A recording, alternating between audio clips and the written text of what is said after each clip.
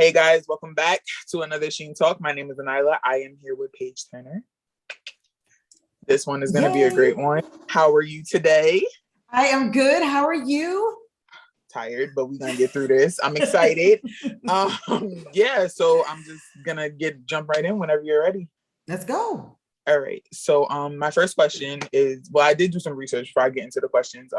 I did see what you do, and I really love what you do. So I really just want to know, as my first question, can you tell me, how did you begin your career in real estate? Sure. I'm from Los Angeles, and back in the 1900s, I used to work for Magic Johnson, and I worked all through his enterprise, and I ended up at Magic Johnson Development, where we were looking for different areas to scout, different urban areas to scout for his theaters, Magic Johnson theaters. Well, that kind of opened my interest to real estate. But then I decided to pivot in my life and take a journey with my three babies. I was a single mom out to Nashville, Tennessee. And I went really with just the desire to get somewhere other than LA, and found myself there like, what am I going to do now? I have these three kids, and I just remembered real estate. And I only knew three people then, but I started in real estate in 2003, and it has grown to this, 20 something years later. So wait, you said you worked back with Magic Johnson. So were you responsible for the movie theater in Newark, New Jersey? Because I'm from Newark, so I really want to know. Well, Ken Lombard was responsible. I was in my 20s, and I was Ken Lombard's assistant, who was Mr. Johnson's vice president. So He was the one going and planting, and that was me shadowing him. And he was actually the first one that said, you should think about real estate. And I was so young, I really didn't quite know then. But once I had all these kids and then moved to Nashville, I remembered it like, you know what? I should go back on that. Great. So would you say that your background helped you decide on your major career choice? Yes, my background in working for a giant like Magic Johnson, who is a self-made, self-built entrepreneur. Like, he is an amazing entrepreneur. And my mother's an entrepreneur, my father's an entrepreneur. So I was carrying that torch anyway. And to find myself in real estate, it just all made sense from that part of my journey. Okay. And when you first began, what were the two main key factors that helped you decide to elevate in the real estate business? That's a good question. So the first one was that I wanted to be at home with my babies as much as I could. I wanted to make my own hours, which once you get in real estate, you realize that, listen, you can become a slave to real estate, but I at least wanted the option of being able to work my hours, which I was able to do, and not put them in daycare, which I was able to do. And I wanted to stay home with them. So that was the first key factor, and well, everything was them, actually, my whole life. So yeah, what were some of the things that you look forward to when selling your customers?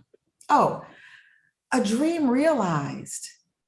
Like, typically, especially because I worked with a lot of first-time home buyers and a lot of first-generation home buyers, and to be able to see, like, look, mom, look, dad, I did it. Look, grandma, I did it. And this is part of my legacy. And guess what? Paige Turner, though very small, has a small stamp in that part of their family legacy and history.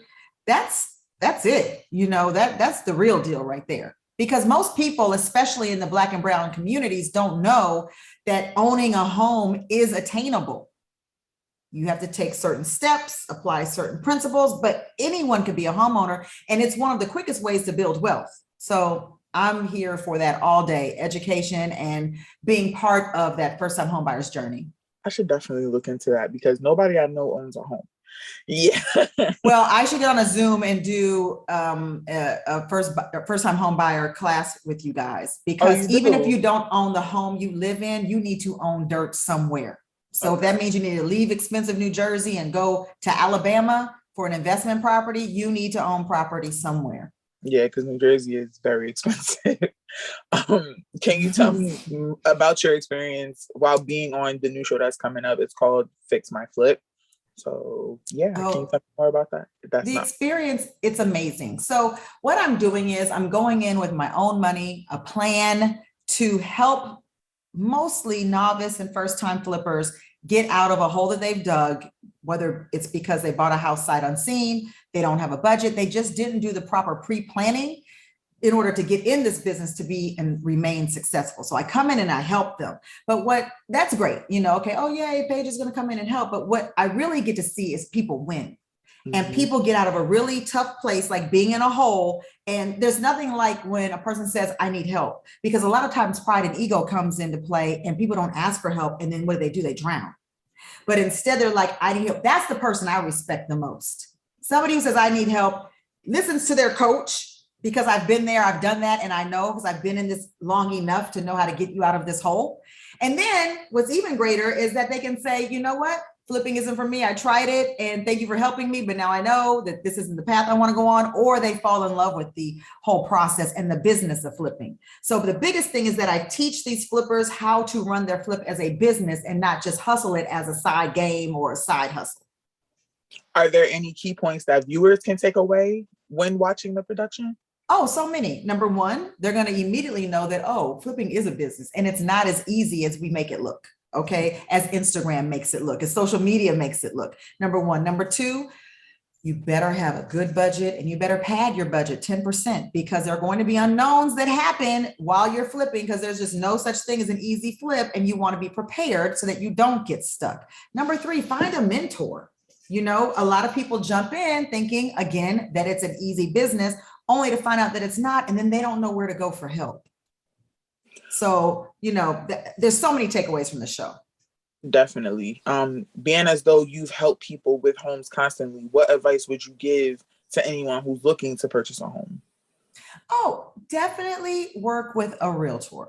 Find a trusted realtor that knows your area, that has great experience, that understands how to tell you the hard truths, because right now we're in such a seller's market and there's still some fairy taleness. It's not a word, but still some fairy tales going on that, you can just get in and buy a house, where so many first-time home buyers especially are not being able to even get in the top 10 of these bids because it's so expensive right now. But there's still ways to purchase a house. Down payment assistance. If you're a veteran, you get 100% down loan. So that's a real shoe-in, because now you're not, competing with having more down payment because you have to pay more money for the house. They're all 100% loans for retired and active vets. So you have to find professionals that are in your area, a loan officer and your realtor. Put a great team together and they will coach you through the home buying process. All right.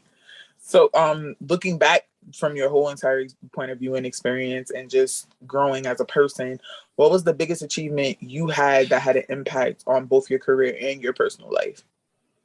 My personal achievement? Mm-hmm. So I come from a line of single moms. My mother, who was married to my father died when I was 8, but she was a single mother. My grandmother was a single mother. My aunts were single moms on my mother's side. And as brilliant as we all were, none of us went to college right after high school. So I also became a single mom of 3 daughters. And it was my life's goal to graduate them from college all on time, directly out of high school. And because of a plan and a whole lot of work, a lot of tears, a lot of prayers, a lot of laughs, and a lot of money, all from real estate, I was able to graduate all 3 of my children with degrees on time from the University of Tennessee, Knoxville, University of Notre Dame, and Bellarmine University. All 3 Black women. Very good. I'm very happy for that. My mom is a single parent. That's a very uplifting thing for other people like me. So I'm very glad that you made it out and you made it out for your kids and they made it out as well. Of course. They're amazing children. That's beautiful. So what are some things that you plan to pursue in the future? Well, in addition to hopefully more seasons of Fix My Flip, I also have a production company, because with Fix My Flip, I'm co-creator and executive producer and host. And I have a slew of other shows that we're producing with my production company, BLW Productions. So we have some shows where I won't be in front of the camera, but I'll be behind the camera as executive producer. And I'm really excited about that. Listen, I'm older, so I need to start working on my retirement and exit plan. The camera can only hold this face for so long. Old. You're not I said older. I'm seasoned. Older. No. My oldest is 27. You can do the math. I'm up there. I'm at the half. What they call it in football? Halftime? No, half. What's it called in football? What's the thing called in football where they take the break for halftime? Halftime. Okay, I don't watch football.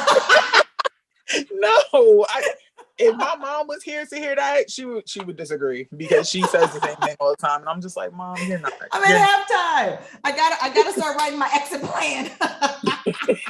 So being an executive producer, it is. That's beautiful. So I have one last question. Don't want to take up too much of your time. Overall, what message would you give to your younger self versus the woman you are now? Just like a key point to your future and everything. I have a few quick key points. Number one, your mama was probably right. So listen to her sooner than later. Because I know my mama was. Also, just don't sweat it. Get through the fear and just do it. You know, I spent a lot of my time worrying about what other people would think. And I wasn't my brightest, best self because of that. I don't know why. You know, actually, I do know why. It has just to do with mental up here. You know, I'd rather see other people shine than me, and not accepting that if you are in your purposeful lane and you are operating in your gifts, then let your light shine. Because not even a shadow can dim your light, honey.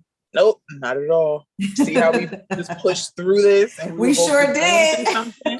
See, I'm so glad I was able to talk to you and just have these moments, and like this was very peaceful, and I love this energy, and I'm very glad that you are succeeding in everything you choose to do. So thank you so much for taking the time out to talk to me. Thank you. And thank you, Sheen. Let's go. This is like legendary right now. This is legendary. I'm very excited to get the article out. And actually, I'm gonna get this started right away as soon as we're done. Thank you. So again, and make sure to tune in tonight.